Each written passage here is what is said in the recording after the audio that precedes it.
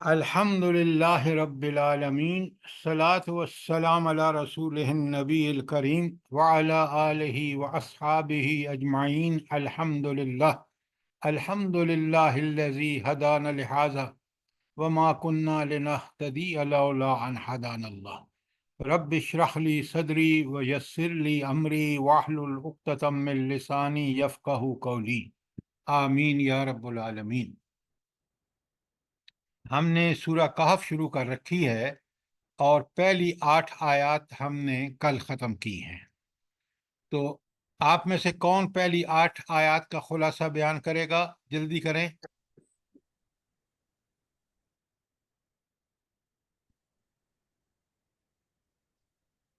آپ بڑے غور سے سنیے، میں آپ کے سامنے آپ کو حدیث مل چکی ہے 2 پیجز کی، اس میں صاف صاف اللہ کے رسول صلی اللہ علیہ وآلہ وسلم نبی صادق نے فرمایا کہ فتنے کے زمانے میں تمہارے لیے ذریعہ نجات کیا چیز ہوگی؟ قرآن مجید۔ اچھا، قرآن مجید کیوں فتنے کے زمانے میں نجات کا ذریعہ کیوں ہوگی؟ اس لیے کہ اللہ تعالیٰ نے خود قرآن ان ھذا القرآن یہدی للتی ہی اقوم، سب سے سیدھا راستہ قرآن کا سیدھا راستہ ہے۔ اسی لیے اللہ تعالیٰ نے شروع میں کہا کہ اس میں کوئی کجی نہیں ہے، لا ریب فی، اس میں شک و شبہ سے یہ کتاب بالا تر ہے۔ اور دوسری بات جو ان 8 آیات میں بتائی گئی وہ ہے کہ دنیاوی زندگی ایک امتحان ہے، ایک امتحانی پرچہ ہے۔ اس کی ساری آیات آپ کو مل چکی ہیں، مل چکی ہیں نہیں مل چکی؟ جی سر، جی مل چکی ہے۔ اچھا، اب مجھے آپ یہ بتائیں، اگر ان پوری آیات کو آپ سامنے رکھیں تو آپ کو دنیاوی زندگی کی پوری حقیقت کھل کے سامنے آ جاتی ہے۔ اب دوسری بات بڑی غور سے سنیے، سورہ ملک جو ہے 29ویں پارے کی پہلی سورت، وہ کہا گیا کہ روزانہ پڑھا کریں، حدیث میں آتا ہے۔ اب مجھے یہ بتائیں کہ وہاں شروع میں کیا بات بتائی گئی ہے؟ آپ روز پڑھتے ہیں نا؟ جلدی بتائیں۔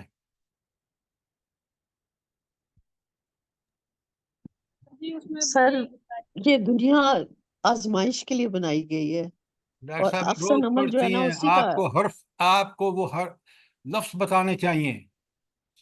تبارک الذی برکت ہے، بیدہ الملک تبارک وہو علی الذی کل ببرکت۔ شیء قدیر الذی خلق الموت والحیاۃ لیبلوکم ایکم احسن عملا۔ یہی بات یہاں کہی گئی ہے اور یہی بات سورہ کہف میں کہی گئی ہے۔ اب جو شخص جمعے کو سورہ کہف پڑھے گا اور ڈیلی بیسس پہ سورہ ملک پڑھے گا، اس کو پکی بات ذہن میں بیٹھ جائے گی، یہ دنیا جس کی زندگی میں گزار رہا ہوں یہ آزمائش ہے، یہ امتحانی پرچہ ہے۔ کتنی بڑی بات ہے، کتنی بڑی بات ہے، کاش ہم سمجھ کے پڑھیں۔ روزانہ ریمائنڈر مل رہا ہے سورہ ملک میں، اور جمعے کے جمعے مل رہا ہے سورہ کہف میں۔ اچھا، اب یہاں ہم یہ خلاصہ تھا پہلی 8 آیات کا کہ اللہ تعالیٰ نے یہ صاف بتا دیا کہ یہ قرآن وہ کتاب ہے جس میں کجی کا نام و نشان نہیں، جو ہر قسم کے شک و شبہ سے بالا تر ہے۔ یہ روئے زمین پر اللہ کی سب سے بڑی نعمت ہے، اور اسی کے ذریعے آپ ہر قسم کی فتنوں سے بچ سکتے ہیں۔ جب اس پر عمل کریں گے آپ اللہ کے بندے بن جائیں گے، شیطان کے فتنے سے بھی بچ جائیں گے۔ اچھا، اب آ جائیں آگے، آیت 9 تا 26، اس میں اصحاب کہف کا واقعہ بیان ہوا ہے۔ سب سے پہلے مجھے یہ بتائیں کہ اصحاب کہف کے واقعے میں کیا خاص بات ہے؟ جلدی بتائیں۔ سر ان کا پکا سچا ایمان، جی بالکل۔ یقین والا۔ وہ کیسے پتہ چلتا ہے کہ ان کا پکا سچا ایمان تھا؟ انہوں نے توکل کیا اللہ پہ اور دین پر استقامت اختیار کی نا، اس وجہ سے ہاں یہ بات سر آپ شرک ساری، اختیار نہیں کیا، شرک اختیار. اب میری بات سنیں آپ، یہ بات آپ کی بالکل ٹھیک ہے، لیکن جن حالات میں انہوں نے اس استقامت کا ثبوت دیا، ایمان اور توکل کا جو پکا سچا اظہار ہے، وہ ان کے اس عمل سے ہوتا ہے جو ان حالات میں انہوں نے کیا.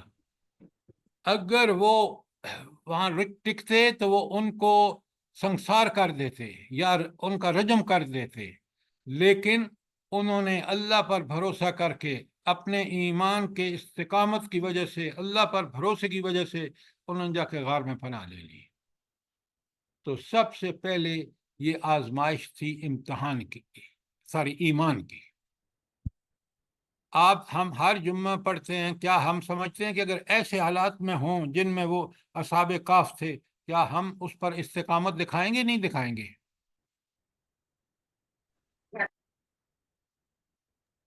سر جی ذرا ایک سوال ہے ذرا انشاءاللہ. سوچ کے پڑھا کریں، یہ قرآن ایسی کتاب نہیں ہے، اللہ کا کلام ہے. ہم دنیا کی بھر کی کتابیں سمجھ کے پڑھتے ہیں، قرآن کو بغیر سمجھے پڑھے جاتے ہیں. کیا بدبختی ہے ہماری، کیا قرآن مجید کی ناقدری ہے، سوچیں ذرا. اچھا، ایک تو یہ بات ہو گئی کہ ایمان کی آزمائش، اور اس میں جس نے رب پر پکا ایمان اور یقین رکھا، اس پر توکل رکھا، وہ کن حالات میں ان کو کس طرح اللہ تعالیٰ ان کے لیے آسائشیں پیدا فرماتا ہے. ذرا غور کریں، ابھی پڑھیں گے بات سمجھ آئے گی. نمبر 2، اس واقعے میں ایک اور چیز بڑی پرومیننٹ ہے، وہ کیا ہے؟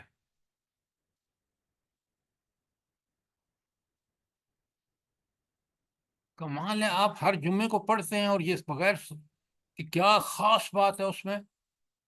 پہلی بات تو ہم نے کہی کہ ان کا ایمان زبردست تھا، ان کو توکل اللہ پہ تھا، اور وہ ان حالات میں ڈٹ گئے جو نوجوان جو تھے کہ حکومت ان کو سنسار کر سکتی تھی، حکومت ان کو جیلوں میں ڈال سکتی تھی، جلا وطن کر سکتی تھی. اس کے باوجود انہوں نے یہ سب جانتے بوجھتے ہوئے دعا کی. آگے آ رہی ہے. اب سر جی ایک اور نقطہ ہے، وہ کیا نقطہ ہے؟ سر جی انہوں نے دنیا کی تمام آسائشوں کو چھوڑا، گھر بار چھوڑے، آپ چھوڑیں، والدین چھوڑے. وہ ایمان کی بات ہے، آپ کیسی بات کر رہے ہیں؟ میں دوسری بات کہہ رہا ہوں جو خاص بات ہے. سر حالات ایک جیسے نہیں رہتے، حالات بدل گئے تھے جب اتنا عرصہ گزرنے کے بعد. وہ ڈاکٹر صاحبہ، جگہ وہ یہی دکھ ہے کہ ہم سر لوگ جی انہوں نے قرآن کو، دعا کی. آپ ذرا اب میری بات سنا کریں. وہاں جو سب سے دوسرا بڑا نقطہ ہے وہ ہے کہ اللہ تعالیٰ نمایاں مثال ہے کہ اللہ تعالیٰ دوبارہ ضرور زندہ کرے. 309 سال تک وہ سوئے رہے، اللہ نے ان کو زندہ کر کے، وہ بالکل وہی سوال کریں گے جب میں آگے رکھوں گا، آپ کے سامنے رکھوں گا، جو موت کے بعد جو انسان قیامت کے دن کہے گا، برزخ سے اٹھے گا تو کیا کہے گا.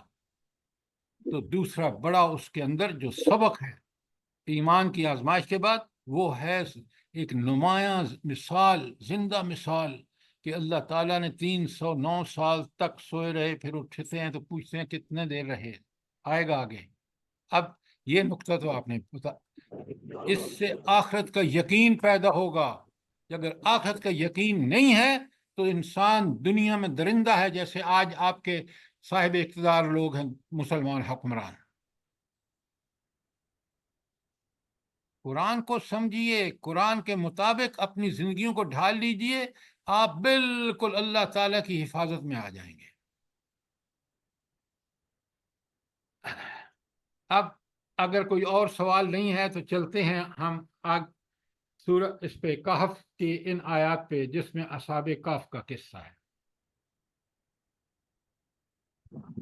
اچھا، آپ کو پتہ ہے 3 سوال کیے تھے، یہاں 3 سوالوں کا جواب ہے. کافروں نے اور بھی بہت سارے سوال کیے تھے.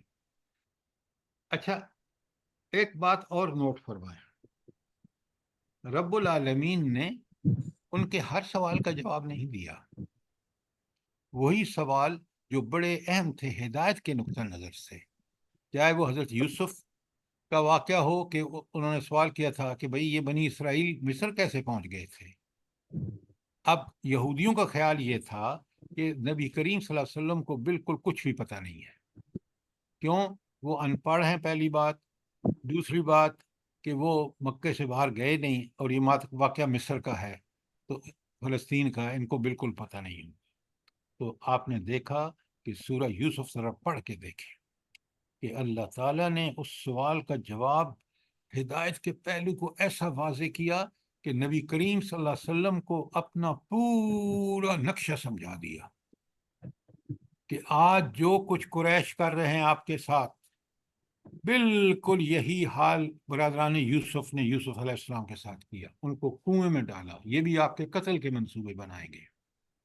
لیکن جس طرح یوسف علیہ السلام کو اللہ تعالیٰ نے اقتدار بادشاہ بنا دیا مصر کا، آپ بھی مدینے کی ہجرت کے بعد آپ بھی بادشاہت آپ کو بھی ملے گی.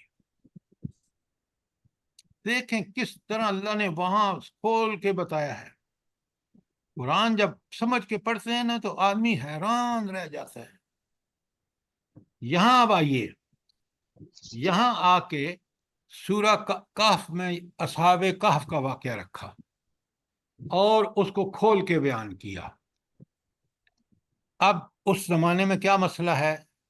یہ 5 نبوی میں نازل ہوئی ہے، نبوت کے 5ویں سال، اور مسئلہ یہ ہے کہ اب تربیت مقصود ہے صحابہ اور صحابیات کی، کہ ایک ظلم کے پہاڑ توڑ رہے ہیں مکے والے، قریش مکہ، مشرکین مکہ، اور ان کو ثابت قدمی دکھانی ہے. اور وہ ثابت قدمی کہاں سے ملے گی بھلا؟ کہ انہوں نے اپنے ایمان پر ثابت قدم رہنا ہے. کہاں سے ملے گی؟ تلاوت آیات سے سر. یہ واقعات جو آپ پڑھ رہے ہیں، ان نوجوانوں کا حف والے جو نوجوانوں کا واقعہ پڑھ رہے ہیں، ایک جواب آپ ہر جگہ فٹ کر رہے ہیں. بھائی 5 نبی تک کتنا قرآن نازل ہوا ہے؟ اس قرآن کے اس واقعے نے ان کو بتا دیا کہ اگر مشکلات ہوں جس طرح تمہیں مشکلات ہیں تو پھر وہی طریقہ اختیار کرنا چاہیے جو اصحاب کہف نے اختیار کیا ہے. انہوں نے اللہ کے بھروسے پر جب دیکھا کہ یہ لوگ ہمیں بہت بڑا نقصان ہمیں پہنچا سکتے ہیں، وہ سیدھے غار میں جا کے پناہ لے لی. پھر دیکھیں آگے ابھی آئے گا کہ رب نے کیا کرم کیے ہیں. سر جی ایک سوال. سر جی یہاں پر 5 نبوی کا ذکر ہو رہا ہے، تو وہاں پر جو مسلمانوں کو وہ واقعہ پیش آیا تھا شیب ابی طالب میں، جب معاشی مقاطعہ کر لیا تھا، بائیکاٹ کیا تھا انہوں نے، کفار نے ان کے ساتھ، ان کو وادی میں بند کر دیا تھا، تو کھانا پینا سب ان تک پہنچنا روک دیا تھا، تو کیا یہ بات وہاں پر اس کے ساتھ کوٹ کی جائے گی؟ یہ وہ واقعہ بعد کا ہے، لیکن اس واقعے نے ان کا ایمان اتنا پکا کر دیا کہ آپ دیکھ لیں ہجرت حبشہ ہوئی، ایک ہجرت حبشہ دوم ہوئی، وہ واقعہ تو بعد میں پیش آیا. اس واقعے نے ان کے ایمان کو اس قابل بنا دیا تھا، اتنا پکا اور پختہ ایمان ہو گیا تھا کہ وہ پھر ہر مشکل کو انہوں نے انگیز کیا. بات سمجھ آئی کہ نہیں آئی؟ جی سر جی، جزاک اللہ خیرن کثیر. اچھا، اب ہم چلتے ہیں اس واقعے کی جو بارے میں آیات ہیں 9 تا 26، ان کو پڑھتے ہیں، ایک ایک کو سمجھتے ہیں، اور اب آپ کو بڑا آسانی سے سمجھ آئے گا، کیونکہ یہاں اللہ رب العالمین اس کے وہ سارے پہلو بیان کر رہے ہیں جو تربیت کے اعتبار سے اس وقت صحابہ اور صحابیات کے لیے اور آئندہ مسلمانوں کے لیے اس میں بہت بڑا. اسی لیے جمعے کو یہ پہلی 10 آیات جو اگر پڑھ لے، یا آخری آیات، جب آخری پہ جائیں گے تو میں وہاں آپ کو کھول کے بتاؤں گا کہ کیا اس کے فائدے ہیں. جو ایمان اللہ تعالیٰ کے راستے میں ہر مشکل کو انگیز کرے گا انسان، اور ایسا توکل کہ اس توکل کے بعد اللہ تعالیٰ کو خود ان کے لیے غار میں جب انہوں نے توکل کیا تو اللہ نے دیکھیں ان پر کتنی رحمتیں نازل کی. تو سر ایمان کو پکا کرنا مسلمانوں کا اپنا فرض ہے یہ ایمان اس درجے پہ لے جانا کہ اصحاب کہف والا ایمان بن جائے، پھر ہم فتنہ دجال کا مقابلہ کر سکتے ہیں۔ سر اس دور میں جو ہے اپنے ایمان کو بچانا اور اللہ پر توکل کرنا، تو یہ انہوں نے تو کہف اس میں غار میں پناہ لی تھی، تو اس دور میں جو ہے اپنا ایمان بچانے کے لیے کون سا کہف ہو؟ آپ کے پاس میں نے پہلے بھیج دیا ہے قرآن کی آیات حدیث کا کہ ہر فتنے سے بچنے کے لیے قرآن نے ہر مشکل سے نکلنے کی راہ بتا دی ہے۔ اب اگر ہم مومن ہیں، قرآن کو برحق سمجھتے ہیں، جو ہمیں سمجھنا چاہیے اس کے مطابق عمل کرتے ہیں، تو راستے خود بخود اس ماحول میں اللہ تعالی ہمارے لیے پیدا کرے گا اگر ہم اس کے متمنی ہوں گے تو۔ ٹھیک، جزاک اللہ سر۔ اب ہر آدمی کو الگ الگ کوئی کتاب نہیں آئے گی، آپ اسی کتاب سے جب پڑھیں گے، سمجھیں گے اپنے ایمان کو، اپنے حالات کو، تو اللہ تعالیٰ آپ کو رہنمائی عطا فرما دیں گے۔ اچھا، اب آ جائیے ذرا، ہم نے اصحاب کہف کا کافی انٹروڈکشن پڑھ لیا، اب ذرا آ جائیے آیت نمبر 1 پر۔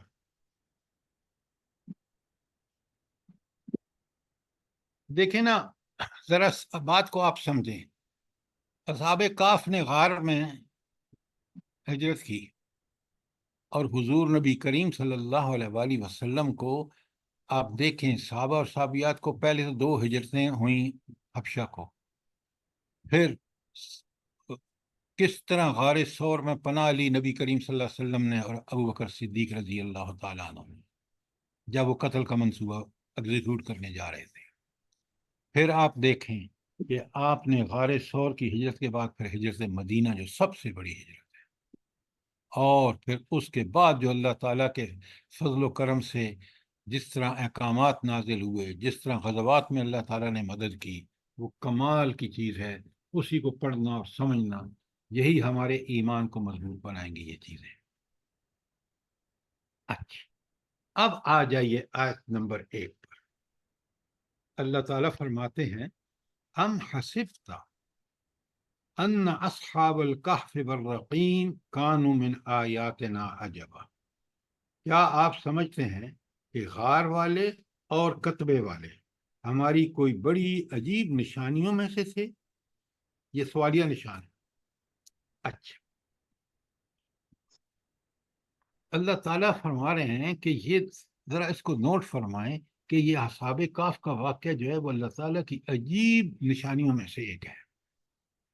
اب نشانیاں میں نے آپ کو دونوں بتا دی ہیں کہ ان کے ایمان ایسا پکا سچا تھا، ان کا توکل اللہ پر ایسا تھا کہ دیکھیں انہوں نے جب یہ اللہ کے اپنے ایمان کے تقاضوں کے مطابق اللہ پر توکل کرتے ہوئے یہ قدم اٹھایا، تو اللہ نے کتنا بڑا انعام آگے آ رہا ہے۔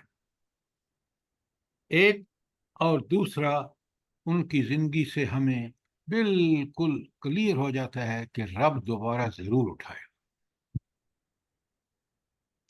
اچھا، یہاں بلا یہ ایک واقعہ ہے کہ جو بالکل اس واضح کر دیتا ہے کہ برزخ کی زندگی برحق ہے، کہ انسان مرے گا، مر کے برزخ میں ٹھہرے گا اور اللہ تعالیٰ دوبارہ اٹھائے گا۔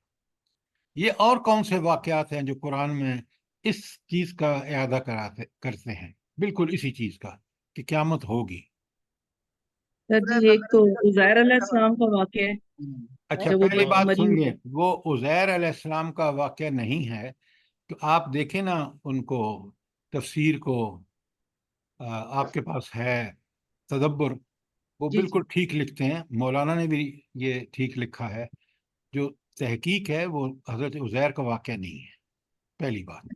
ٹھیک، تو وہ مری ہوئی بستی کے پاس وہ جو گئے اور پھر انہوں ہاں، نے وہ ایک ہرکی ال کا نام بتاتے ہیں کیونکہ اس کا رپورٹ ہوا ہے بائبل میں، ٹھیک کہ وہ انہوں نے دیکھا کہ بستی تباہ و برباد ہوئی ہے، چھت نیچے اور دیواریں الٹی ہوئی کھڑی ہیں۔ تو انہوں نے کہا کہ یہ اللہ کیسے زندہ کرے گا؟ اب ان کا سر ابراہیم علیہ السلام کا وہ والا واقعہ جس میں اللہ تعالیٰ فرماتے ہیں کہ پرندوں کو آپ اپنے ذرا ساتھ- ٹھہرے نا، جب میں ایک چیز بیان کر رہا ہوں میں بالکل اس کو بیان کروں گا، وہ 4 پرندوں والی بات جو آپ کر رہے ہیں۔ آپ کو میں آیات بھی لکھواتا ہوں، آپ دونوں پڑھیں۔ بقرہ کی 259 میں یہ اس نبی کا واقعہ ہے اور 260 میں حضرت ابراہیم کا واقعہ ہے۔ یہ دونوں واقعے جو ہیں 4 پرندوں والا، یہ دونوں آپ پڑھیں، سمجھیں، اگر کوئی بات کلیئر نہیں ہے تو سوال کر لیں۔ ٹھیک ہو گیا؟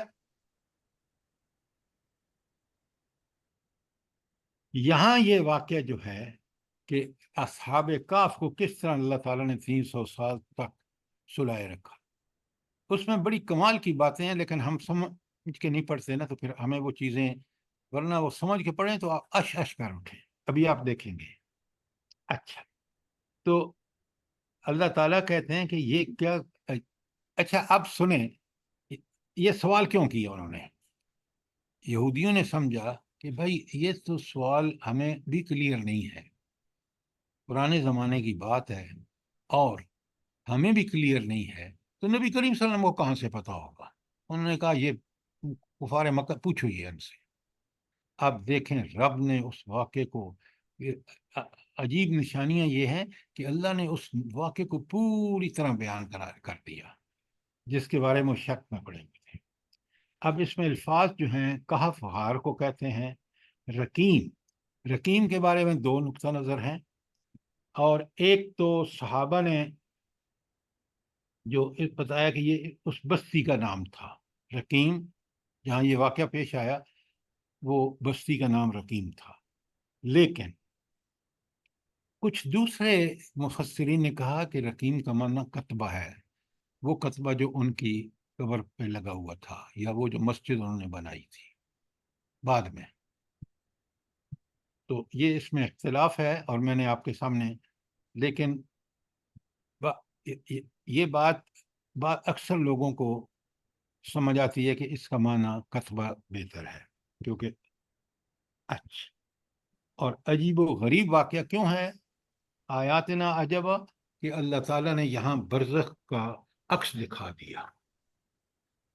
کوئی سوال آیت نمبر 9 کے بارے میں؟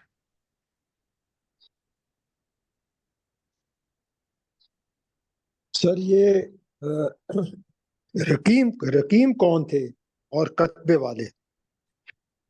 ایک دیکھیں، تو اصحاب الکہف ہے اور ایک کتبے والے۔ شکریہ۔ کتبہ وہ ان کے جو نشانات ہیں قبر پر، آپ کو پتہ ہے، وہ جب لوگوں نے، آگے میں پڑھوں گا آپ کو سمجھ آ جائے گا کہ یہ لوگ جو تھے، یہ جب غار میں پناہ لی 309 سال رہے، اب دنیا بدل گئی۔ جب ان کا معاملہ پہلے پیش آیا، جہاں ان کو ڈر تھا کہ یہ ہمیں سنسار نہ کر دیں، جیل میں بند نہ کر دیں، جلا وطن، یہ رومیوں کی حکومت تھی، عیسائی تھے یہ لوگ، پکے مسلمان تھے یہ نوجوان جو تھے۔ تو کتبہ رقیم جیسے آپ فرما رہے ہیں، اس کا مطلب ہے کہ وہ جو ان کی قبر پر مسجد بنائی گئی تھی، وہ جو نشانی چھوڑی گئی تھی، جس وقت ان کو پتہ چلا، اور رومی اس وقت ختم ہو چکے تھے، بگڑے ہوئے عیسائیوں کی حکومت تھی، ان بگڑے ہوئے عیسائیوں نے وہاں کہا، کسی نے کہا کہ عمارت بنا دو، کسی نے کہا مسجد بنا دو، حالانکہ مسجد قبروں پہ نہیں بن سکتی، اس کی تفصیل آپ آگے آئیں گی۔ لیکن رقیم کا مطلب ہے کہ یہ جو ان کے بعد میں مزار بنایا گیا یا مسجد بنائی گئی یا اس کو، تو اس کو وہ رقیم کہتے ہیں۔ اب سمجھ آ گئی بات آپ کو؟ جی سر۔ اچھا، اب چلتے ہیں آگے، ذرا ایک ایک آیت کو دیکھیے، سوال کیجئے تاکہ آپ جب پڑھیں۔ اچھا، آیت 10 میں اللہ تعالیٰ فرماتا ہے، اذا اوی الفتنۃ الی الکہف فقالوا ربنا آتنا من لدنک رحمہ، جب وہ چند نوجوان غار میں پناہ گزین ہوئے اور انہوں نے کہا، اے ہمارے پروردگار، ہم کو اپنی رحمت سے خاص سے نواز۔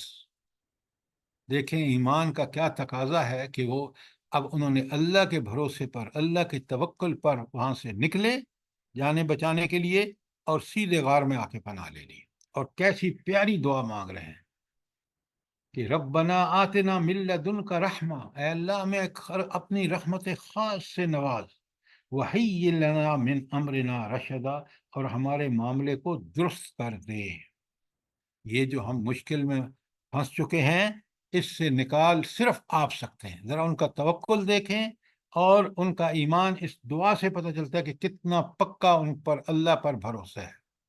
یہ پکے سچے حضرت عیسیٰ علیہ السلام کے پیروکار نوجوان تھے۔ تو اب دیکھیں نا، ان کو بالکل فکر ہے کہ جب وہ کہتے ہیں نا کہ ہمیں اے اللہ ہمیں من امرنا رشدا، تو رشد کے معنی ہدایت اور استقامت ہے۔ تو اللہ تعالیٰ سے ہی، کیونکہ اتنے پکے اور سچے مومن ہیں کہ اب ان مشکل ترین حالات میں وہ اللہ سے رحمت اور استقامت کی دعا مانگ رہے ہیں۔ تو یہ ہے ایمان کا نور، اس کو ذرا سمجھیں۔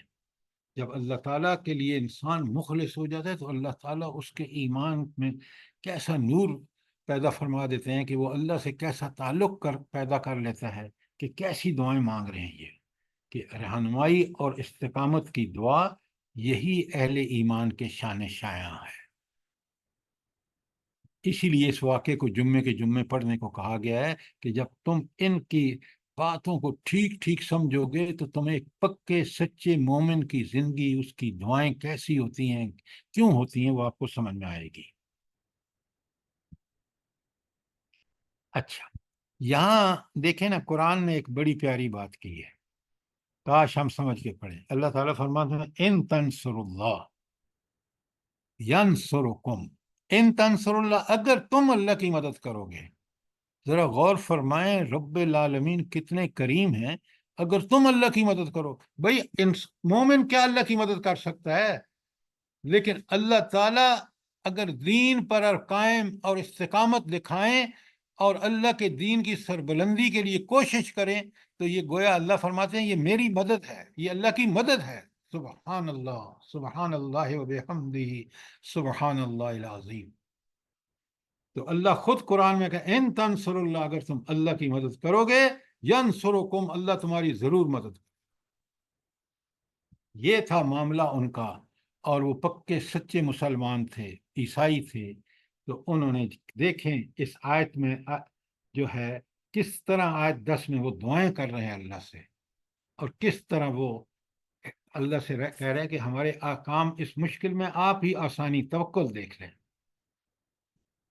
اچھا، کوئی سوال آیت 10 کے بارے میں؟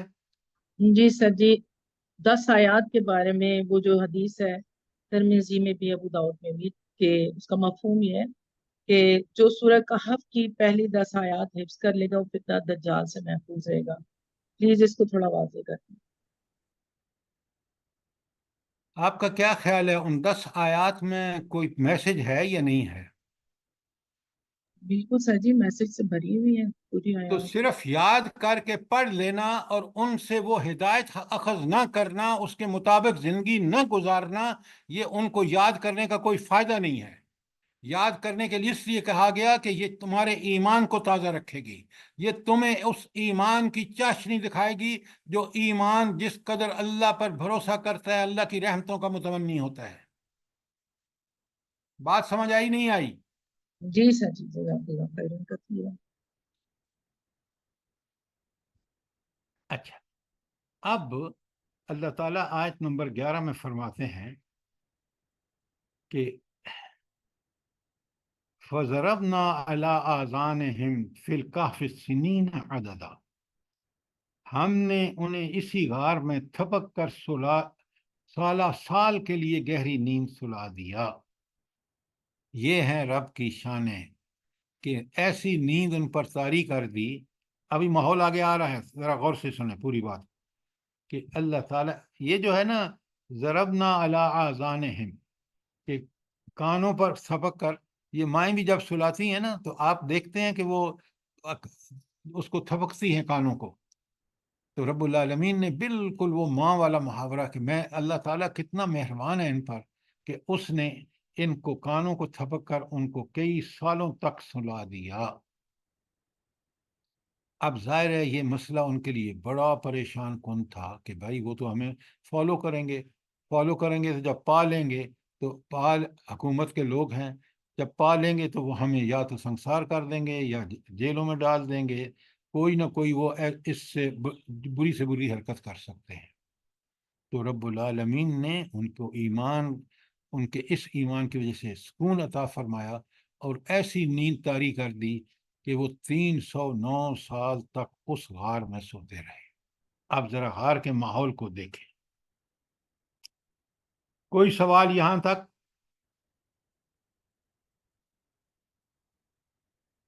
اب آیت نمبر 11 میں آپ ذرا ایک چیز نوٹ فرمائیں۔ سب سے پہلا ان کا جو پلس پوائنٹ تھا ان نوجوانوں کا، وہ سچے اور پکے ایمان والے تھے۔ اسی کی بنیاد پر انسان اتنا بڑا رسک لے سکتا ہے نا کہ کفر کے مقابلے میں وہ ڈٹ گئے۔ اچھا، جب انسان یہ بات کرتا ہے نا کہ اپنے ایمان کی استقامت کا ثبوت دیتا ہے تو اللہ تعالیٰ کی طرف سے اس کی ہدایت میں اضافہ ہو جاتا ہے۔ یہ نوٹ فرمائیں، پکے سچے ایمان کا اللہ تعالیٰ انعام کیا دیتا ہے؟ اس کی ہدایت میں اضافہ فرما دیتا ہے۔ اور تیسری بات، جب ایمان میں اضافہ ہوتا ہے تو وہ انسان حق و صداقت کے معاملے میں ثابت قدمی اختیار کرتا ہے۔ بالکل یہی چیز انہوں نے کی ہے، اصحاب کہف نے۔ اچھا، آیت نمبر 12 میں اللہ تعالیٰ فرماتا ہے ثم بعثناہم، پھر ہم نے ان کو اٹھایا۔ کس لیے اٹھایا؟ لنعلم ای الحزبین احصی لما لبثوا امدا، تاکہ دیکھیں کہ ان دو گروہوں میں سے کون اپنی مدت قیام کا ٹھیک شمار کرتا ہے۔ یہ جو ثم بعثنا ہے نا، بالکل اسی طرح انسان کو اللہ تعالیٰ قبروں سے اٹھائے گا۔ جب پہلے دوسرا سور پھونکا جائے گا، یہی منظر ہوگا۔ تو یہ برزخی زندگی کا عکس ہے جو سورہ آیت 12 میں بیان کیا گیا ہے۔ اور اٹھایا کس لیے؟ تاکہ پتہ چلے کہ ان کی مدت قیام کے بارے میں کس کی رائے زیادہ صحیح ہے۔ ابھی آگے چل کے میں بتاؤں گا آپ کو، قبروں سے بھی اٹھ کر بندے یہی سوال کریں گے۔ میں وہ آیتیں ساری آپ کے سامنے رکھوں گا۔ تو اب آپ دیکھتے ہیں وہ اٹھے، اور اٹھ کے اب انہوں نے سوچا ہوگا بھائی زیادہ سے زیادہ ہم 2-4 گھنٹے سوئے ہوں گے، لہٰذا وہ اب اللہ تعالیٰ چاہتے ہیں، اللہ تعالیٰ کا یہ ارادہ ہے کہ تاکہ ان کو پتہ چلے کہ وہ کتنے دیر سوئے رہے ہیں، اس کے کیا اندازہ کرتے ہیں۔ اچھا،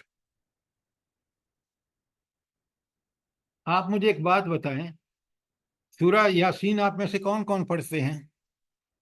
جلدی بتائیں۔ جی سر، پڑھتے ہیں۔ سارے ہی پڑھتے ہیں سر۔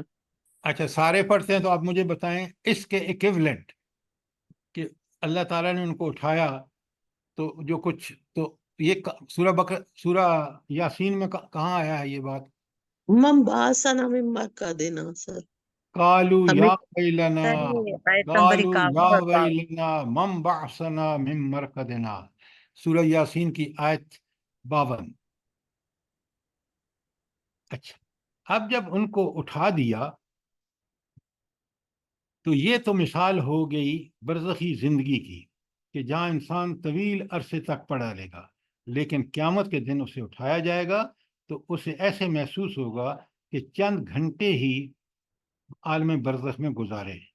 وقت کی طوالت کا احساس نہ ہونا اس بات کی دلیل ہے کہ جس شخص کی موت ہو گئی اسے گویا قیامت قائم ہو گئی۔ اللہ تعالیٰ نے اصحاب کہف کے واقعہ سے اسی حقیقت کو ظاہر کر دیا ہے۔ وہ نیک لوگ تھے، ان کو ایسی نیند طاری کر دی کہ خوف بھی سارا بھول گئے جو ان سے واقعہ پیش آیا تھا، اور آرام سے سوتے رہے۔ آپ ذرا تفصیل سنیے آیت 12 کا کوئی سوال؟ آیت 13 میں دیکھیے، نحن نقص علیک نبأہم بالحق، ہم ان کا اصلی قصہ تمہیں سناتے ہیں. یہ اللہ تعالیٰ نے اصلی قصہ کیوں کہا بھلا؟ اس لیے کہ وہاں بہت کچھ اس میں رنگ امیزی کر دی گئی تھی، اور اصل واقعہ لوگوں کو بالکل پتہ نہیں تھا. جو بیان ہو رہا ہے کہ وہ تو بڑے پکے سچے ایمان والے تھے. انہوں نے رومیوں کو کہا کہ بس ہم تمہارا ساتھ نہیں دے سکتے، تم کافر ہو، اور ہم تو اللہ پر یقین رکھتے ہیں. اور انہوں نے اس یقین کی اس حد تک کہ انہوں نے آزمائشوں کا سلسلہ شروع ہو گیا. تو بالحق کا مطلب ہے کہ اب حق حقیقی واقعہ اب آپ قرآن سنا رہے ہیں آپ کو. انہم فتیۃ، وہ چند نوجوان تھے، آمنوا بربہم، ہائے ہائے. تو ان کی خاص بات کیا تھی؟ آمنوا بربہم، وہ اپنے رب پر ایمان لائے. وزدناہم الہدیٰ، اور ہم نے ان کی ہدایت میں اضافہ کر دیا، ہم نے ان کے ایمان میں اضافہ کر دیا. تو اگر پکا سچا ایمان لائے بندہ تو پھر اللہ تعالیٰ کیا کرتا ہے؟ یا وعدہ اللہ کا ہدایت دیتے ہیں. ایمان میں اضافہ کر دیتا ہے.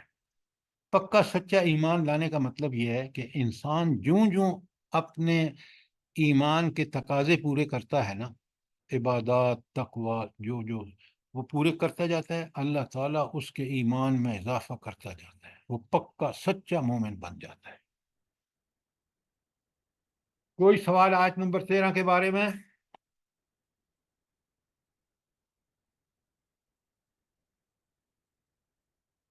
سر سوال ہے 13 کے بارے میں نہیں، 11 جو پڑھ چکے ہیں جی، اس میں یہ علی اذانہم فضربنا علی اذانہم، ہم تو نے ان کے کانوں پر تھپکی دی.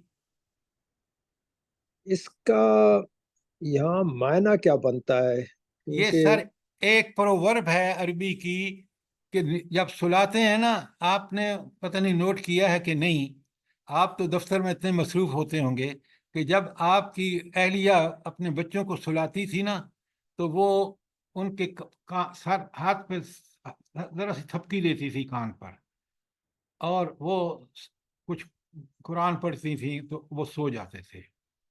تو یہ سلانے کے لیے ایک پروورب ہے. کیونکہ قرآن میں اللہ رب العالمین نے بھی ان کو بالکل اس طرح جس طرح ماں تھپکی دے کے سلاتی ہے اس طرح سلا دیا. اب کانوں پہ بات تھپکی سمجھ آئی؟ دینے سے نیند بھی گہری آتی ہے نا، کانوں پہ تھپکی دینے سے. کیونکہ بالکل سر آپ نے ٹھیک. قرآن میں یہ دو الفاظ بھی ہیں، نوم اور توفع.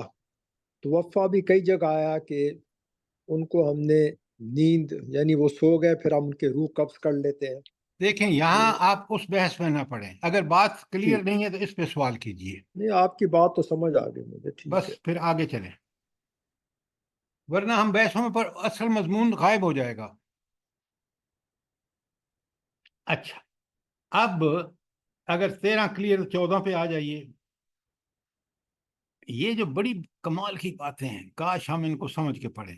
اللہ تعالیٰ فرمائے وَرَبَطْنَا عَلَىٰ قُلُوبِهِمْ، ہم نے ان کے دل اس وقت مضبوط کر دیے. معاملہ ہی دل کا ہے، اگر دل سے خوف نکال دیا جائے تو دل تو مضبوط ہو جاتا ہے.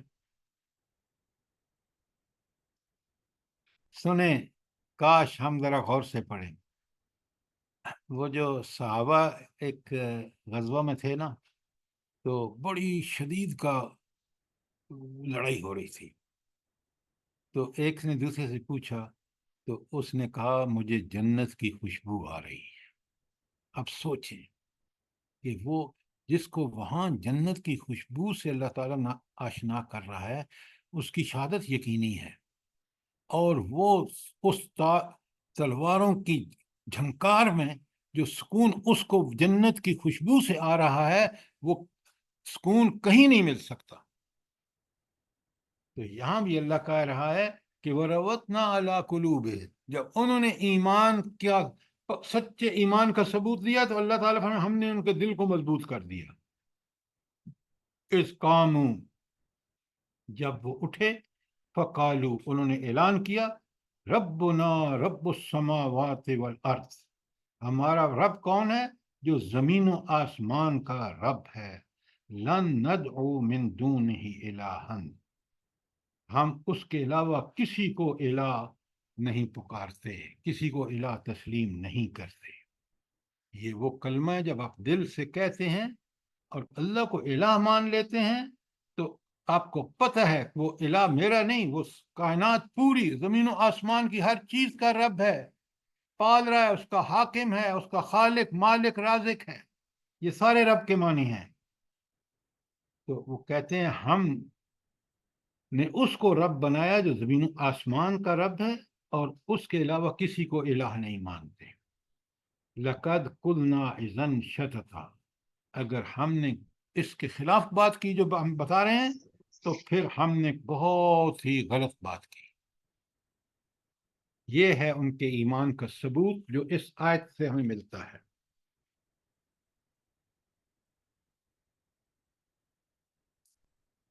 کوئی سوال آیت 14 کے بارے میں؟ تو آپ نے دیکھا کہ اصحاب کہف کا یہ اعلان توحید تھا جو انہوں نے انتہائی پرخطر حالات میں اس کا اعلان کیا اور اللہ تعالیٰ نے اس کے نتیجے میں ان کے دلوں کو مضبوط کر دیا اور ان کے حوصلے بلند کر دیے اور انہوں نے بت پرستی سے کوئی مصالحت نہیں کی اور غیر اللہ کو معبود ماننے سے صاف انکار کر دیا. رومی بے دین تھے، وہ ان کو بے دین بنانا چاہتے تھے لیکن وہ ڈٹ گئے.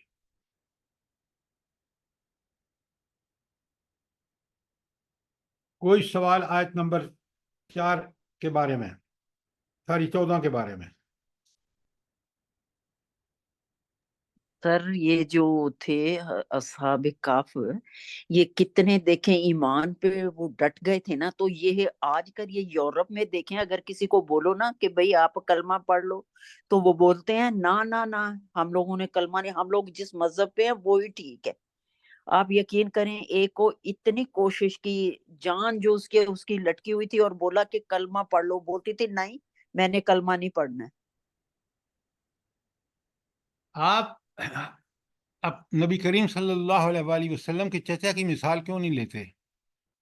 ایک طرف رشتہ داری میں جتنی انہوں نے مدد کی ہے نبی کریم صلی اللہ علیہ وسلم کی پشت پناہی کی ہے لاجواب ہے، اور دوسری طرف مرتے وقت نبی کریم صلی اللہ علیہ وآلہ وسلم جیسی ہستی جن سے ان کو پیار ہے وہ کہتے ہیں چچا کلمہ پڑھ لو، اور وہ کہنا کس کا مانتے ہیں؟ ابو جہل اور ابو لہب. تو لہٰذا اللہ یہ توفیق اللہ دیتا ہے اور یہ توفیق کی شرط ہے. یاد رکھیں شرط یہ ہے کہ جو اللہ کو تسلیم کر لے کہ وہ واقعی معبود ہے اس کے لیے کلمہ کوئی مشکل نہیں کیونکہ وہ حقیقی معبود وہی ہے.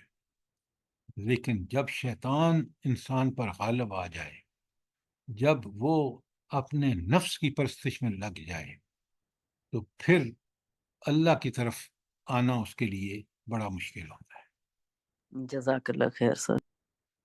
اچھا اب سنیں اگلے کیا کہتے ہیں. یہ ہؤلاء قوم اتخذوا من دونہ آلہہ، تو انہوں نے آپس میں کہا یہ ہماری قوم تو رب کائنات کو چھوڑ کر دوسرے خدا بنا بیٹھی ہے. یعنی کتنی تڑپ ہے ان کو. یہ جو ہؤلاء ہے نا کہ یہ جمع کا صیغہ ہے اور یہاں اس سے مطلب ہے کہ یہ لوگ کتنے گھٹیا ہیں. کیوں گھٹیا ہے؟ کہ انہوں نے رب کے کائنات کو چھوڑ کر دوسرے خدا بنا لیے ہیں. لولا یاتون علیہم بسلطان بین، یہ لوگ ان کے معبود ہونے پر کوئی واضح دلیل کیوں نہیں لاتے؟ کیا مطلب ہے اس کا بنا؟ مطلب یہ ہے کہ رب تو انہوں نے بنا لیے، رب تو ایک ہے جو پالتا پوستا، جو ہر بات میں ہماری نگرانی، بیماری میں اصلاح، وہ ہماری صلح، وہ صحت دے دیتا ہے، ہماری ہر چیز مشکل کو آسان کرتا ہے. وہ ایک ہی ہستی ہے، طاقت اور قدرت اس کے پاس ہے، علم اس کا بے مثال اور لازوال، طاقت اور اقتدار اسی کے پاس. وہ تو رب ہونے کا، لیکن یہ جو دوسرے مخلوق میں انہوں نے رب بنا لیے ہیں، ان کے پاس تو کچھ بھی نہیں ہے، اس کے پاس سب کچھ ہے. اس لیے کہا کہ یہ کوئی واضح دلیل ان کے پاس نہیں ہے. فمن ازلم ممن افترا علی اللہ کذبا، آخر اس شخص سے بڑا ظالم کون ہے جو اللہ پر جھوٹ باندھے. اللہ پر جھوٹ باندھنے کا مطلب کیا ہے؟ شرک کرنا. اور یہاں سب سے زیادہ ظالم کون ہے بھلا اس آیت میں؟ ممن افترا علی اللہ کذبا، ہاں، جس نے اللہ پر جھوٹ باندھا، بات اللہ کی نہیں، وہ اللہ کی بات بنا کر پیش کر رہا ہے، وہ شرک کر رہا ہے. تو مشرک سب سے بڑا. تو یہ جو اصحاب کاف کی جو قوم تھی وہ مشرک تھی. یہاں بالکل بات صاف پتہ چلتی ہے. یعنی عیسائیوں میں بھی بہت گڈ مڈ ہو چکا تھا.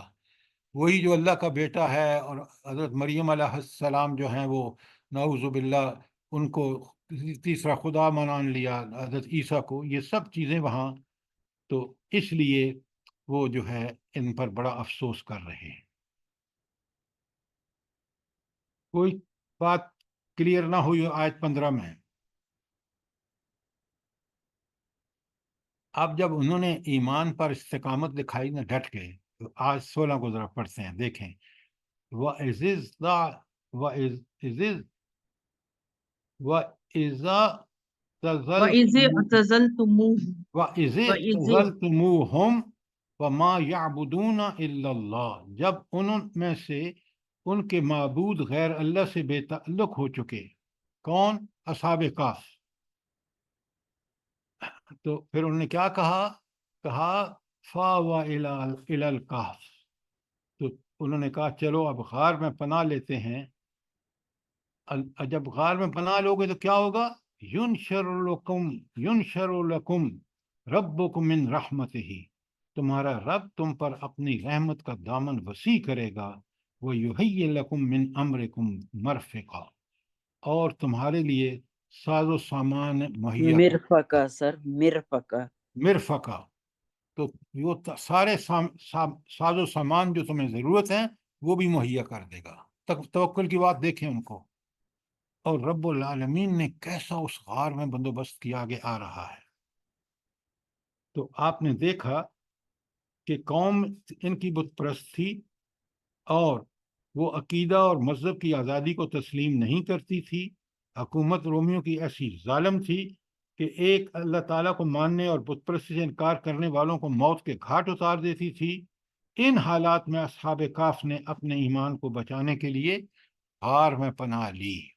ذرا حالات دیکھیں اور ان کا عمل دیکھیں کتنا ہدایت پر مبنی ہے، اس میں کتنی استقامت ہے اپنے ایمان پر.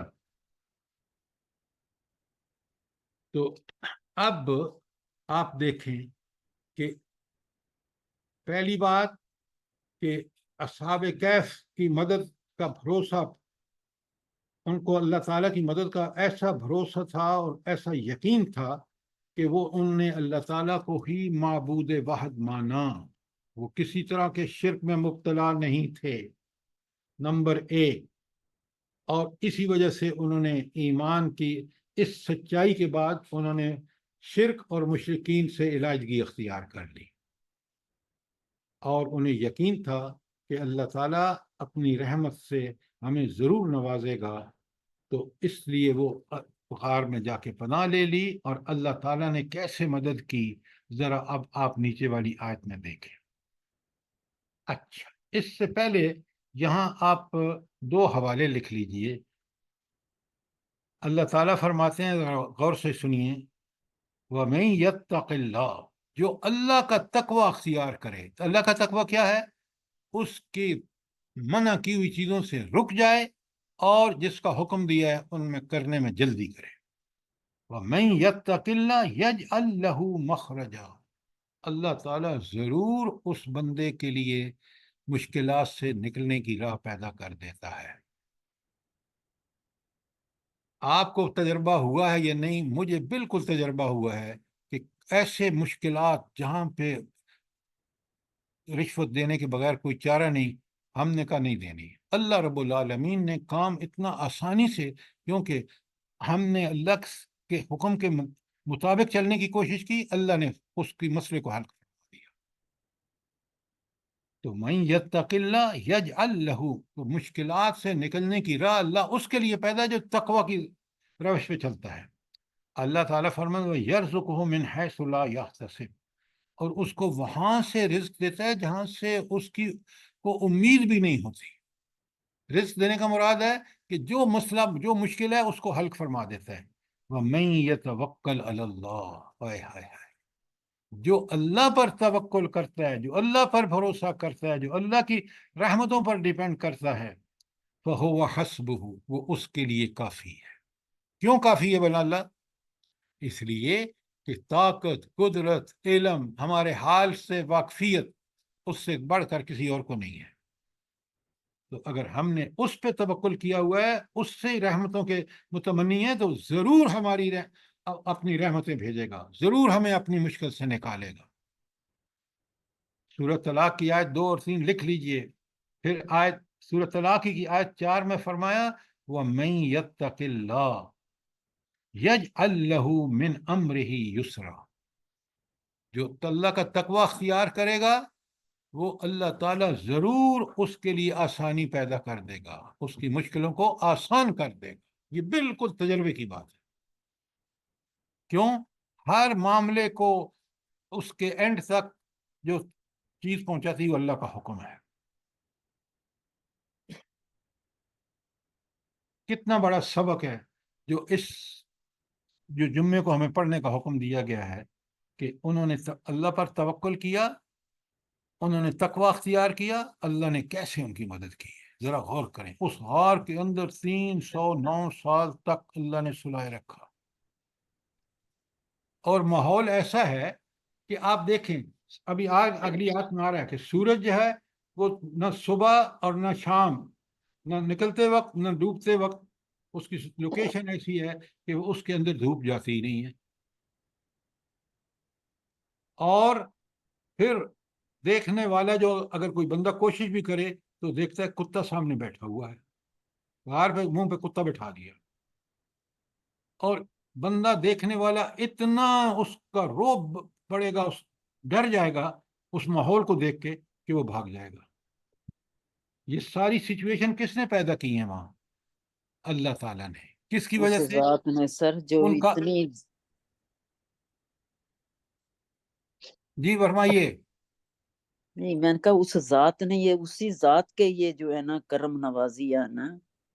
بالکل ہے، لیکن یہ اس کے لیے ہے جو اس پر یقین رکھتا ہے۔ اچھا، کوئی سوال آیت 16 کے بارے میں؟ اب آ جائیے آیت 17 پر۔ اللہ تعالیٰ فرماتے ہیں، ذرا دیکھیں رحمتوں کی انتہا دیکھیں۔ وَتَرَى الشَّمْسَ إِذَا طَلَعَتْ تَزَاوِرُ عَنْ كَهْفِهِمْ ذَاتَ الْيَمِينِ، تم انہیں غار میں دیکھتے تو تمہیں یوں نظر آتا کہ سورج جب نکلتا ہے تو ان کے غار کو چھوڑ کر دائیں جانب چڑھ جاتا ہے۔ جب دائیں جانب چڑھا تو دھوپ غار میں نہیں آئے گی۔ وَإِذَا غَرَبَتْ، اور جب وہ غروب ہوتا ہے سورج، تَقْرِضُهُمْ ذَاتَ الشِّمَالِ، تو ان سے بچ کر بائیں جانب اتر جاتا ہے۔ اب ڈھلنے کے بعد بھی گویا وہاں دھوپ نہیں آ رہی غار کے اندر۔ اب اللہ تعالیٰ فرماتے ہیں ذَلِكَ مِنْ آیات وَهُمْ فِي فَجْوَةٍ مِّنْهُ، اگلا ٹکڑا، اور وہ غار کے اندر ایک وسیع جگہ میں پڑے ہوئے ہیں۔ اب ایسی وسیع جگہ ہے کہ یہاں کوئی آکسیجن کا پرابلم نہیں، کوئی، بالکل تازی ٹھنڈی ہوائیں آ رہی جا رہی ہیں، اور کھلا میدان ہے، اور اس میں پڑے ہوئے ہیں۔ ذالک من آیات اللہ، اللہ اکبر، اللہ اکبر۔ یہ غار کے، ہاں، یہ اللہ تعالیٰ کی نشانیوں میں سے ایک ہے۔ کیسی بڑی نشانی ہے؟ من یادہ اللہ فہو المہتد، جس کو اللہ ہدایت دیتا ہے وہی ہدایت پانا والا۔ جب انہوں نے اللہ کے لیے اتنے اخلاص کا مظاہرہ کیا، اللہ نے کیسی ہدایت بخشی ہے ان کو۔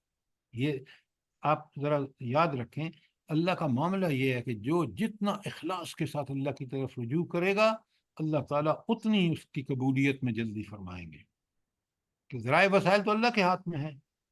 اور پھر فرماؤ من یضلل اللہ فمن یضلل، جس کو اللہ تعالیٰ گمراہ کر دے، فلن تجد لہ ولیا مرشدا، تو تم کوئی ولی مرشد نہیں اس کے لیے نہیں پا سکتے۔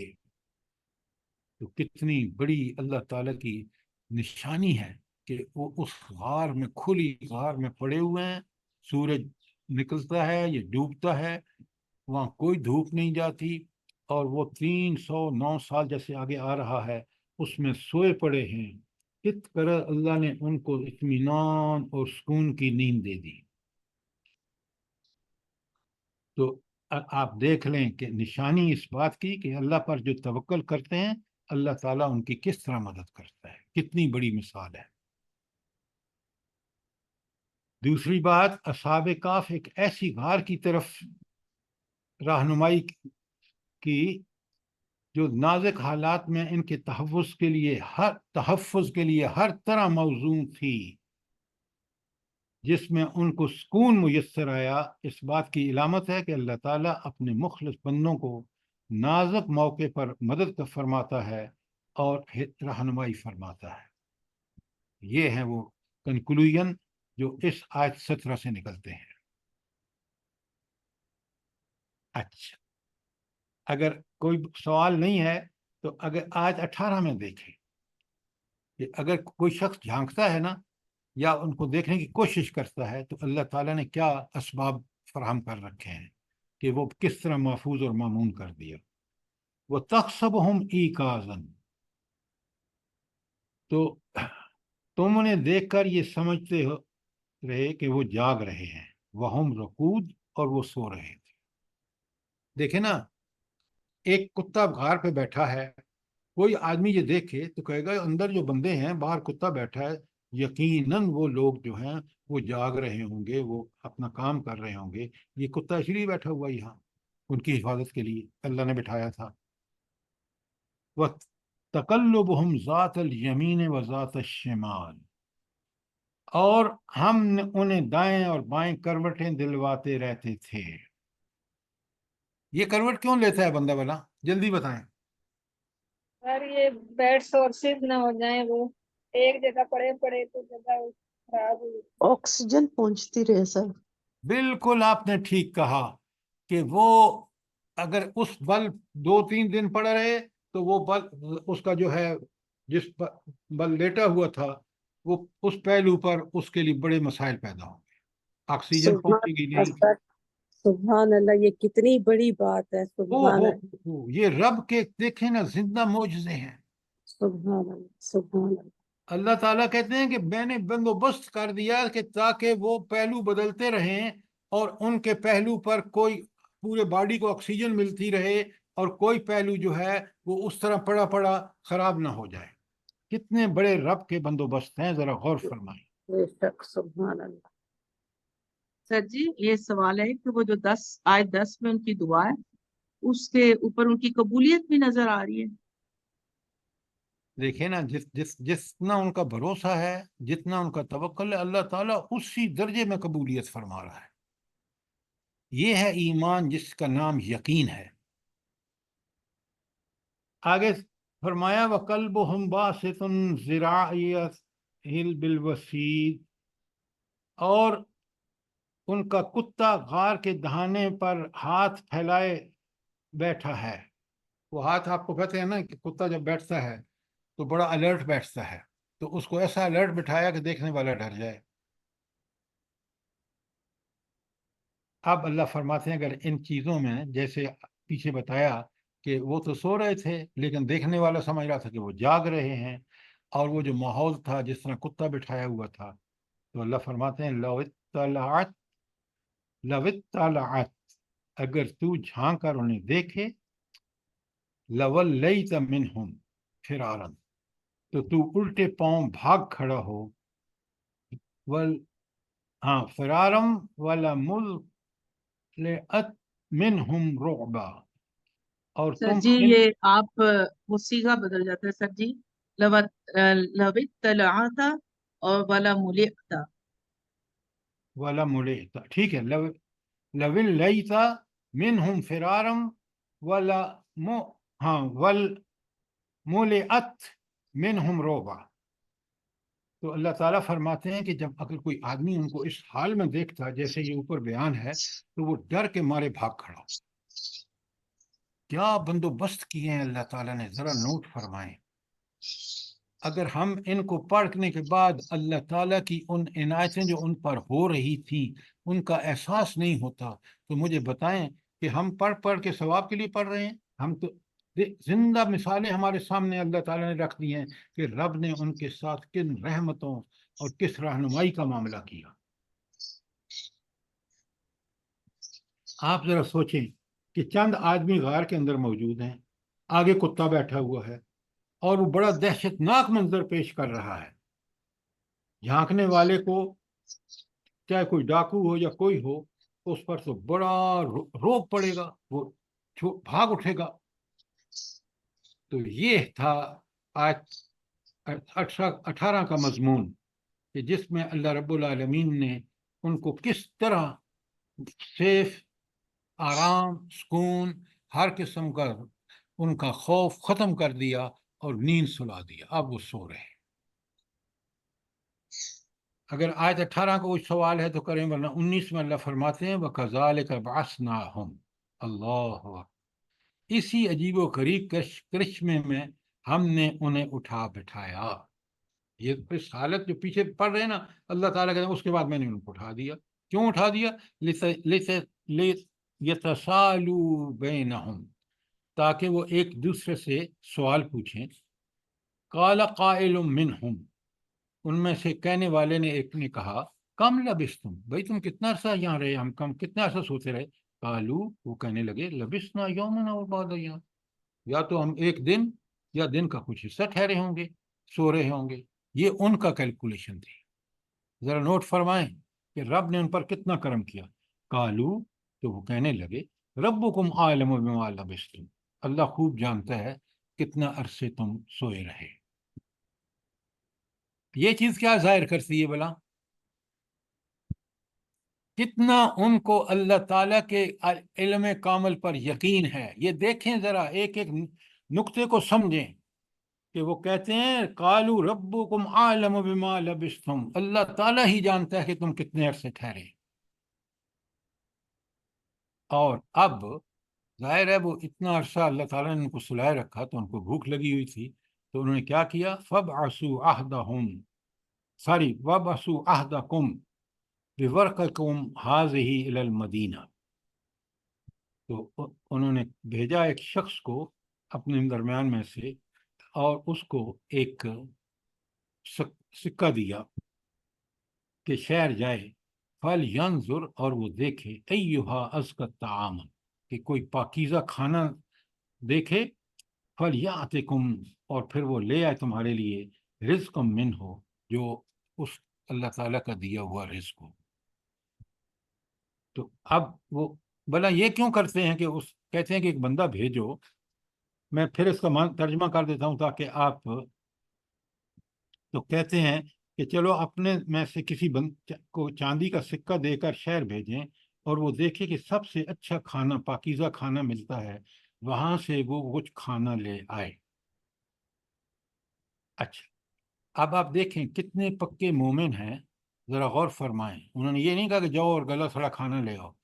अब एक पहली बात जो यहाँ से नज़र आती है कि वो अभी भी उनको शुबा था कि हमें वो फॉलो करेंगे, लिहाजा ये बंदा जो जाए बड़ा एहतियात से जाए, क्योंकि उनको तो पता ही नहीं था कि 309 साल तक सुलाए रखा, बाहर दुनिया बदल चुकी है, हुकूमत ईसाई आ चुकी है। अगरचे वो सच्चे पक्के ईसाई नहीं है, हज़रत ईसा के फॉलोअर, वो तो सब जो उनके अंदर वो अल्लाह ईसा को बेटा मानना वगैरह वगैरह, वो सब चीज़ें मौजूद थी, लेकिन सूरत हाल यकसर बदल चुकी थी। अब ये तो ख्याल था कि अभी वही हुकूमत है और कहीं उन्होंने ट्रेस कर लिया तो हमें संसार कर देंगे या हमें जलावतन कर देंगे, जो भी उनके बस में वो करेंगे। लिहाजा उन्होंने एक बंदा भेजा और उससे बंदे से कहा कि चुपके से जाओ, और जैसे आप देख रहे हैं ना कि आप आराम से जाएं और एक पाकीज़ा खाना ले आए। अच्छा, अब जब ये बंदा गया ना, सुने, بڑا مزہ آتا ہے. وہ جب سکہ پیش کرتا ہے تو وہ بندے تو حیران پریشان ہوتے ہیں کہ یار یہ کون سی نسل آ گئی ہے، یہ ضرور کسی نے یہ خزانہ کھود کے نکالا ہے. تو ہنگامہ مچ گیا. تو اس طرح پتہ چل گیا کہ یہ ان کی وجہ سے کہ یہ لوگ جو غار میں پڑے ہیں تو یہ اللہ کی وہ بندے ہیں جو وہ زمانہ تو ان کو سن رکھا تھا واقعہ. لہٰذا تو یہ تھا کہ انہوں نے کہا پلان کہ کھانا پیسے دے کے بھیجا کہ تاکہ وہ پاکیزہ کھانا لے آئے. آگے دیکھیں بڑی کس قدر وہ احتیاط کر رہے ہیں. وَلَا يَتَلَطَّفْ وَلَا يُشْعِرَنَّ بِكُمْ أَحَدًا، اور بڑی ہوشیاری سے وہ کام لے، ایسا نہ ہو کہ وہ کسی کو ہمارے یہاں ہونے کی خبر مل جائے. ذرا نوٹ فرمائیں کہ ان کو تو سمجھ آ رہا تھا کہ وہی زمانہ ہے، وہی لوگ ہیں جن سے ہم بھاگ کے یہاں پناہ لی ہے، لیکن زمانہ بدل چکا ہے. اچھا بس اس آیت میں 2-4 چیزیں بڑی نوٹ کیجیے.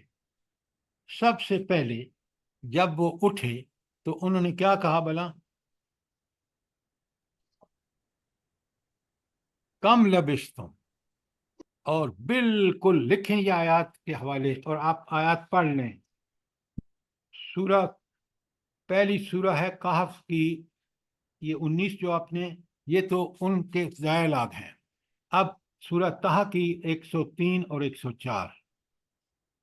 اب قیامت کے دن اللہ تعالیٰ فرماتے ہیں کیا گفتگو ہو رہی تھی؟ یتخافتون بینہم ان لبستم الا عشرا. تو یہ قیامت آخری دن جو ہوں، قیامت کے دن میں آپس میں چپکے چپکے کہیں گے کہ دنیا میں مشکل سے تم کوئی 10 دن گزارے ہوں گے. نحن اعلم بما یقولون، اللہ تعالیٰ فرماتے ہیں مجھے بالکل ٹھیک ٹھیک پتہ وہ باتیں کر رہے ہیں. اذ یقول امثلہم طریقۃ ان لبستم الا یوما. تو اس وقت جو سب سے زیادہ محتاط اندازہ لگانے والا ہوگا وہ کہے گا کہ نہیں تم تو دنیا میں بس ایک دن رہے. یہ ڈائلاگ ہوں گے آخرت میں. اچھا ذرا مجھے آپ یہ بتائیں کہ یہ کیوں وہ سب سے اچھا گنتی کرنے والا جو دنیا دار اور دنیا پرست بڑا عالم اپنے آپ کو، وہ کہے گا نہیں یار ہم تو دنیا میں ایک دن ٹھہرے؟ یہ کیوں کہے گا؟ چلیں بتائیں مجھے ذرا. سر یہ ہمارے اعداد و شمار اور اللہ تعالیٰ کے مختلف ہیں. بھائی آپ دیکھیں وہ بات آپ کی 100% ٹھیک ہے، لیکن یہاں اپلائی نہیں ہوتی. آپ دیکھیں، اب ذرا سنیں میری ڈاکٹر صاحب بات. آپ جب ماں کے پیٹ میں آپ کا وجود آیا، اس سے پہلے کتنا عرصہ روح تو پیدا ہو گئی تھی جب اللہ تعالیٰ نے حضرت آدم کے وقت پیدا کی. یہ ہزاروں سال نہیں ہے؟ بتائیں مجھے. جی سر. اچھا اب آپ جب ماں کے پیٹ سے دنیا میں آئے، دنیا میں زندگی گزاری، کتنے سال گزارے ہوں گے آپ نے؟ 60 70 80 100، یہی بات ہے. اب جب جی آپ سر. مر گئے اور قبر میں رہے، اور قبر سے لے کر دوبارہ جی اٹھنے تک کتنا عرصہ ہے؟ ہزاروں سال. لمیٹڈ. کسی کو ہزاروں پتہ سال. نہیں. اور ایک حساب کتاب کا دن جو ہے وہ اللہ کے ہاں 50,000 سال کا ہے، اور اس کے مقابلے میں جنت اور دوزخ ہمیشہ ہے. تو اس پورے عرصے کو دیکھ لیں، پیدائش سے پہلے کا عرصہ، پیدائش سے لے کر موت کا عرصہ، موت سے لے کر دوبارہ جی اٹھنے کا برزخ کا عرصہ، اور پھر جنت و دوزخ دائمی ہے. تو اس پورے آپ چیزوں کو ذرا غور سے دیکھیں نا، تو زندگی کا عرصہ بہت محدود ہے دنیاوی زندگی کا. تو وہ جب اللہ تعالیٰ کہتے ہیں نا کہ وہ سب سے اچھا گنتی والا کریں گے، بھائی وہاں تو ایک دن یا کچھ حصہ رہے ہوں گے. اور یہی بات وہاں آپ آیت 19 میں وہ کہہ رہے ہیں کہ ہم تو کچھ دن یا ایک دن کا حصہ رہے. یہ کتنی بڑی برزخ سے مشابہت ہے. سورہ مومن میں کہا کم لبستم فی الارض، अदद सिनीन, अल्लाह ताला पूछेगा कि ज़मीन में तुम कितने साल रहे। कालू, तो वो जवाब देंगे लबिसना यौमन औ बाद यौम फस्अलिल आदीन, तो वो कहेंगे कि हम तो एक दिन या इस दिन का भी कुछ कम हिस्सा वहाँ ठहरे, ज़रा शुमार करने वालों से पूछ लो, जो मैथमेटिशियन है ना उनसे पूछ लो, वो यही कहेंगे। इरशाद होगा, क्या इरशाद होगा? काला इन लबिस्तुम इल्ला कलीला, तुम तो बड़ा थोड़ी मुद्दत वहां ठहरे। लो अन्नकुम कुंतुम तालमून, काश तुम्हें ये उस वक्त जानना होता। ये क्यों अल्लाह ताला फरमा रहे हैं काश तुमने उस वक्त ये बात जानी होती कि यहाँ दुनिया में तो बड़ा चंद रोज रहना है? क्यों कहा जा रहा है? सर दुनिया में जानते तो आखिरत की तैयारी करते हैं ना। बिल्कुल आपने ठीक कहा। चंद रोज़ा जिंदगी उस मज़े उड़ाने के लिए थी कि अगर आप अल्लाह की बात मान लेते, दुनिया में भी अमन और सुकून से रहते और आखिरत में जन्नत में जाते। और अगर वो चंद रोज़ा ज़िंदगी में आपने अल्लाह के अहकामात की परवाह नहीं की, तो दुनिया में भी ज़लील और रुसवा जैसे आज मुसलमान हो रहे हैं, और आखिरत में जहन्नम। अल्लाह ताला हमें इससे महफूज रखे। तो बिल्कुल वही आमीन। अल्फाज हैं जो आपने आप, मोमिन की कौन सी आयत पढ़ी है? ये मैंने आपके सामने सूरह मोमिन की आयत 112 था 114। जज़ा- एक और आयत लिख लें, सूरह रोम की आयत 56।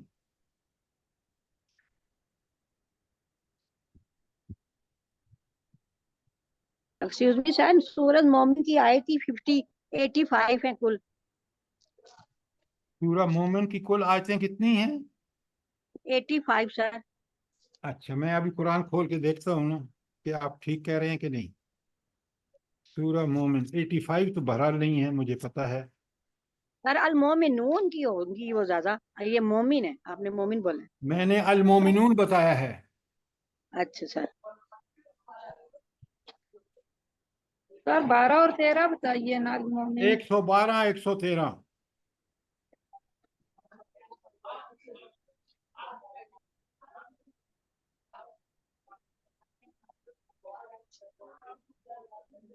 जी सूरह बकरा की 259 भी है। सूरह बकरा की 259 भी है, बिल्कुल आपने ठीक कहा, वो मैंने लिखवानी थी आपको। अच्छा, अब हम आ गए आयत 19 हमने कर ली। कोई सर सवाल? जी सर नहीं, टाइम आपका टाइम 9:12 हो गए। जी ओहो, सॉरी सॉरी सॉरी। खैर हम ना आयत 19 हमने खत्म की है, कल इंशाल्लाह 20 से शुरू करेंगे। आई एम इंशाल्लाह सॉरी, इंशाल्लाह मुझे सर। वक्त का अंदाजा नहीं हुआ। रब्बना तकब्बल मिन्ना इन्नका अंतस समीउल अलीम व तुब अलैना इन्नका अंतत तव्वाबुर रहीम। सर जी वैसे ये सूरत ऐसी है कि 10 भी बज जाते तो हम भी ना हटते और आपको भी ना पता चलता। किसी ने चलें, बोलना भी नहीं था सर कि भाई ये अल्लाह टाइम ताला आपको खत्म हो बहुत गया। जज़ाए खैर दे। कल हम इसको कंक्लूड कर देंगे और फिर अच्छा एक अस्सल चीज। अस्सलाम वालेकुम सर। असल में इतना अच्छा सर समझा रहे होते हैं कि हमारा दिल करता है कि सर समझाते रहें और हम सुनते रहें, लेकिन टाइम और टाइम ना बस गुजरे, अल्लाह वक्त टाइम में ना बरकत गुजरे, डाले। रुक जाए टाइम। बस ये कुरान की जी जी बिल्कुल बिल्कुल कुरान, ऐसे ही ऐसे ही। ये कुरान का कमाल है, हमारा कोई कमाल नहीं।